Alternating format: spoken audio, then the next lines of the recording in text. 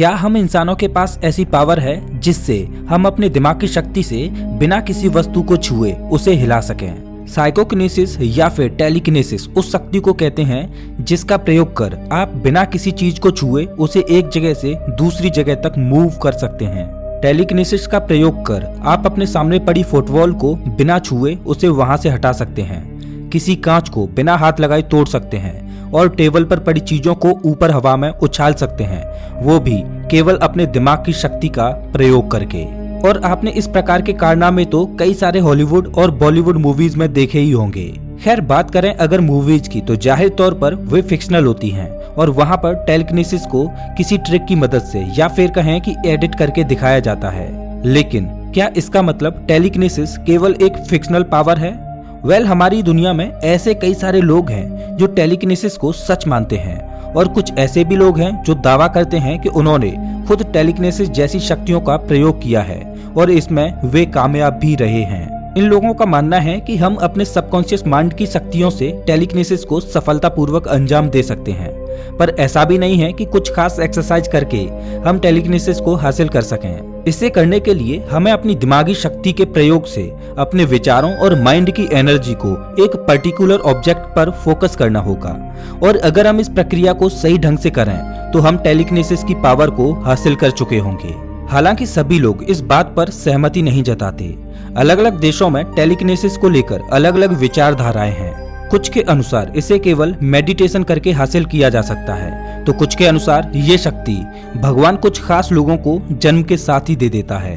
अब यहाँ पर गौर करने वाली बात यह है कि विज्ञान टेलीकिनेसिस को सच नहीं मानता, क्योंकि पूरे इंसानी इतिहास में आज तक कभी भी टेलीकिनेसिस के पुख्ता सबूत मिले ही नहीं हैं। और जिन भी लोगों ने टेलीकिनेसिस को परफॉर्म किया है उनमें से अधिकतर किसी ट्रिक का इस्तेमाल करते हुए पकड़े गए हैं। बावजूद इसके अभी भी दुनिया भर में कई सारे लोग टेलीकिनेसिस पर विश्वास करते हैं। सितंबर 2006 में एक सर्वे कंडक्ट किया गया था, ये पता करने के लिए कि कितने लोग टेलीकिनेसिस पर विश्वास करते हैं।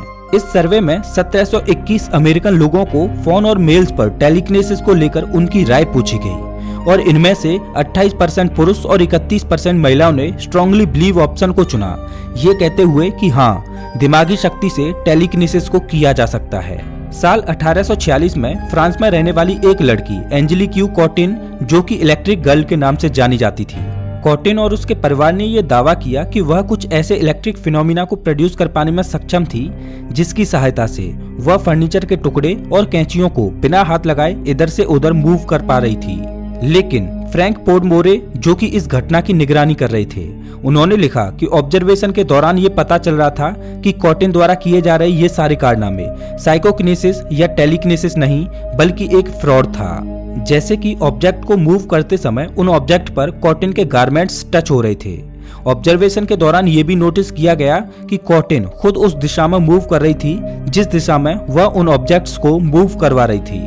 इससे ये शक हो रहा था कि कॉटिन किसी इनविजिबल धागे या किसी अन्य वस्तु का प्रयोग कर रही थी ऑब्जेक्ट को मूव करते समय। ये सारे ऑब्जर्वेशंस इस ओर साफ साफ इशारा कर रहे थे कि कॉटिन द्वारा किए जा रहे टेलीकिनेसिस में कुछ न कुछ तो गड़बड़ है ही।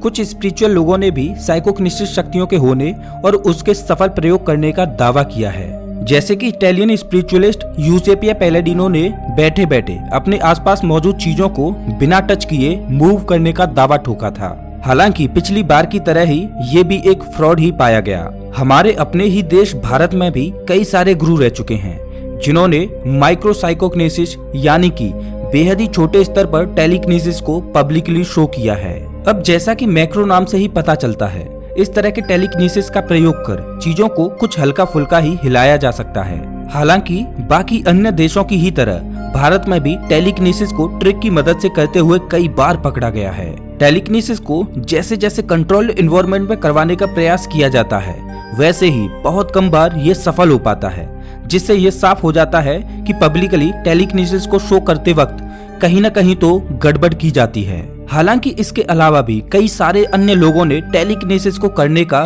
दावा ठोका, लेकिन वो सभी भी कहीं न कहीं टेलीकिनेसिस को परफॉर्म करने के लिए किसी न किसी ट्रिक का इस्तेमाल कर रहे थे।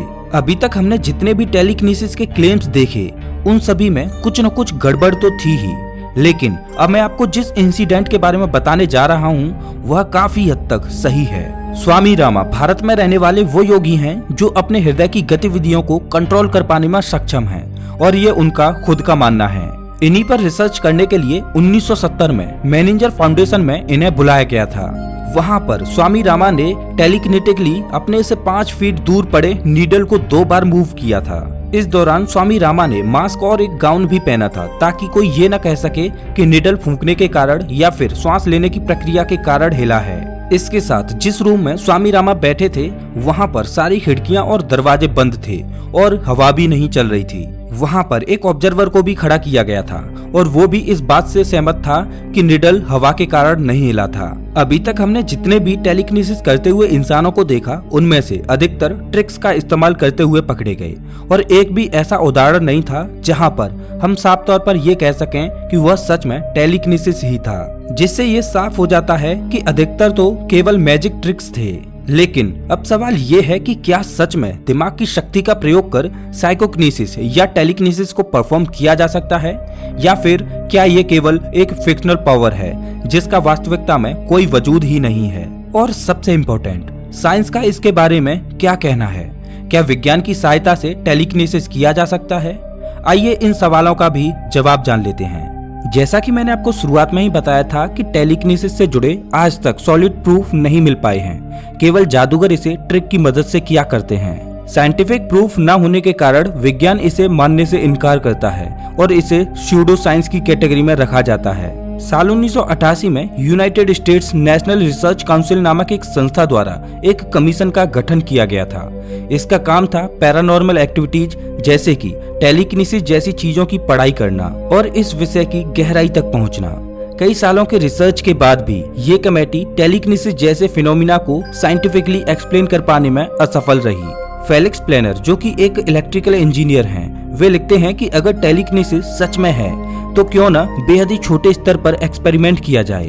वो कैसे, आइए इसे समझते हैं। इस एक्सपेरिमेंट में पानी से भरी बाल्टी ली जाए और टेलीकिनेसिस की सहायता से पानी के टेम्परेचर को बढ़ाने की कोशिश की जाए। अब पानी के अंदर एक ऐसा सेंसर डाला जाए जो बेहद ही सेंसिटिव से सेंसिटिव टेम्परेचर चेंज को डिटेक्ट कर ले। उनका कहना था कि वह सेंसर ऐसा होना चाहिए जो 1 डिग्री सेंटीग्रेड के 100वें हिस्से में भी अगर तापमान में किसी प्रकार से वृद्धि होती है तो उसे भी डिटेक्ट कर ले, या फिर इसी के जैसा कोई सिमिलर एक्सपेरिमेंट किया जाए जिसे बेहद ही छोटे लेवल पर डिटेक्ट किया जा सके। जैसे कि किसी बेहद ही छोटे ऑब्जेक्ट को टेलीकिनेसिस की सहायता से मूव करवाने का प्रयास किया जाए और उस ऑब्जेक्ट में ऐसा सेंसर फिट किया जाए जो बेहद ही हल्के मूवमेंट को डिटेक्ट कर ले। फेलिक्स प्लेनर कहते हैं कि इस प्रकार के एक्सपेरिमेंट को करना ज्यादा कठिन नहीं है, लेकिन आज तक किसी भी पैरासाइकोलॉजिस्ट ने इस तरह के एक्सपेरिमेंट को करने की कोशिश ही नहीं की और कोई करेगा भी नहीं, क्योंकि टेलीकिनेसिस असल में होता ही नहीं है। आपको ये भी बता दें कि टेलीकिनेसिस के आइडियाज फिजिक्स के कुछ वेल एस्टेब्लिश्ड लॉ जैसे कि inverse square law, the second law of thermodynamics और द कंजर्वेशन ऑफ मोमेंटम को वॉयलेट करते हैं। इसी वजह से वैज्ञानिक साइकोकिनेसिस के हाई स्टैंडर्ड प्रूफ की मांग करते हैं। कहते हैं extraordinary claims require extraordinary proof, यानी कि बेहद असामान्य दावों को सच साबित करने के लिए बेहद असामान्य सबूतों की भी जरूरत पड़ती है। महान खगोल शास्त्री कार्ल सैगन ने टेलीकिनेसिस को स्यूडो साइंस और सुपरस्टिशन यानी अंधविश्वास की श्रेणी में रखा था। वे कहते थे कि बिना किसी सॉलिड साइंटिफिक प्रूफ के टेलीकिनेसिस पर विश्वास करना मूर्खता होगी। नोबेल प्राइज विजेता रिचर्ड फेनमैन भी कुछ इसी प्रकार का विश्वास रखते थे। दोस्तों, आपको क्या लगता है कि क्या इंसानी दिमाग अपनी शक्ति से टेलीकिनेसिस को परफॉर्म कर सकता है या ये केवल एक फिक्शनल चीज है? अपनी राय कमेंट में जरूर देना और हाँ, ये भी बताना कि अगला वीडियो आपको कौन से टॉपिक पर चाहिए। अगर आपको ये वीडियो अच्छा लगा हो तो इसे लाइक करें और ऐसे ही मजेदार वीडियोज के लिए चैनल को सब्सक्राइब करें, साथ ही बेल आइकॉन दबाएं।